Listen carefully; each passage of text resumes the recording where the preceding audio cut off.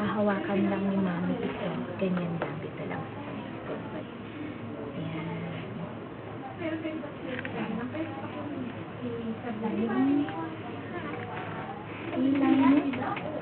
Get ready. Okay, 1, 2, 3.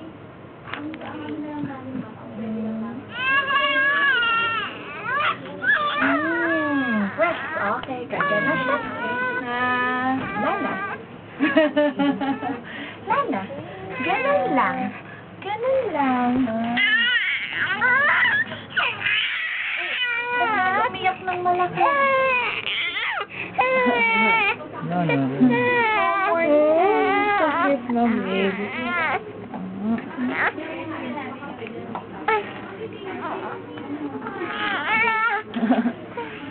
Ha?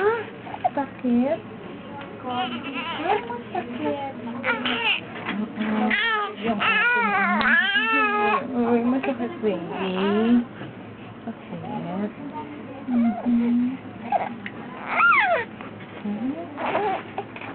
Okay, so you have tempra at home, no?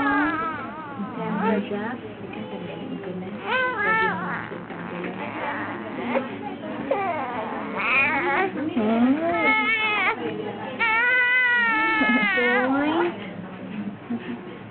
7 ml. Every 4 hours. Kung magsi-fever lang, ha? Kung walang fever, wala ka ibibigay, ha?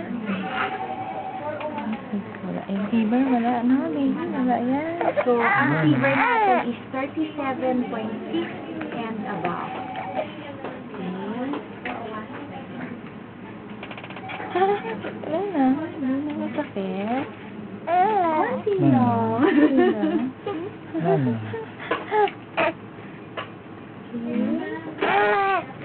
Gutom ka ba? Gusto mo na magmin?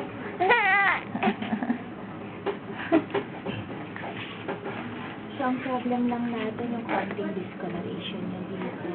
Tsaka rashes.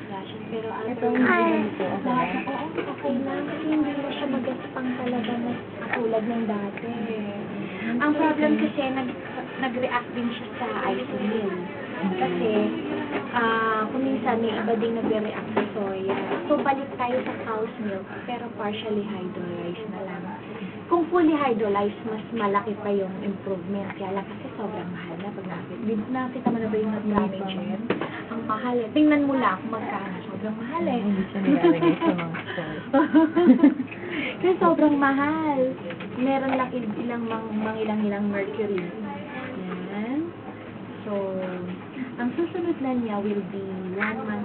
Yung third na natin ng hepatitis B. So, when will that be? Kung May, kung April 22, so May 20 tayo. Parang third week pa rin, no? Third week of May.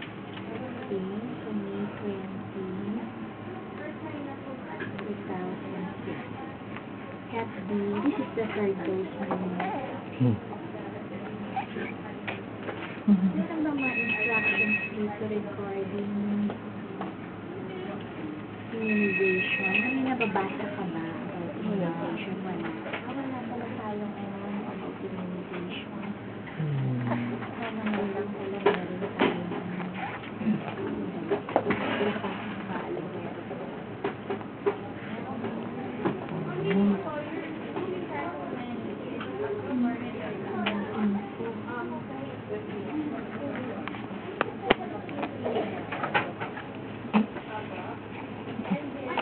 I'll give you this one. Although this is not complete, nabigay ko na lang sa'yo ito para lang